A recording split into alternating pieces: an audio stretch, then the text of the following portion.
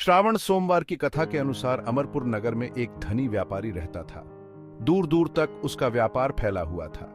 नगर में उस व्यापारी का सभी लोग मान सम्मान करते थे। इतना सब कुछ होने पर भी वह व्यापारी अंतर्मन से बहुत दुखी था, क्योंकि उस व्यापारी का कोई पुत्र नहीं था। दिन रात उसे एक ही चिंता सताती रहती थी, उसकी मृत्यु के बाद उसके इतने बड़े व्यापार और धन संपत्ति को कौन संभालेगा। पुत्र पाने की इच्छा से वह व्यापारी प्रति सोमवार भगवान शिव की व्रत पूजा किया करता था। सायंकाल को व्यापारी शिव मंदिर में जाकर भगवान शिव के सामने घी का दीपक जलाया करता था। उस व्यापारी की भक्ति देखकर एक दिन पार्वती जी ने भगवान शिव से कहा, हे प्राणनाथ, यह व्यापारी आपका सच्चा भक्त है। कितने दिनों से यह सोमवार का व्रत और पूजा नियमित कर रहा है।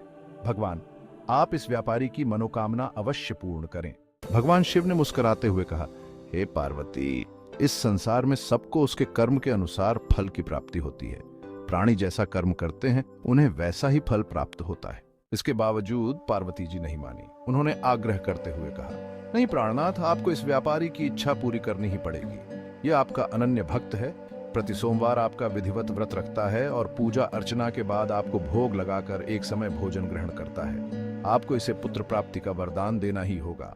पार्वती जी का इतना आग्रह देखकर भगवान शिव ने कहा, तुम्हारे आग्रह पर मैं इस व्यापारी को पुत्र प्राप्ति का वरदान देता हूं, लेकिन इसका पुत्र 16 वर्ष से अधिक जीवित नहीं रहेगा।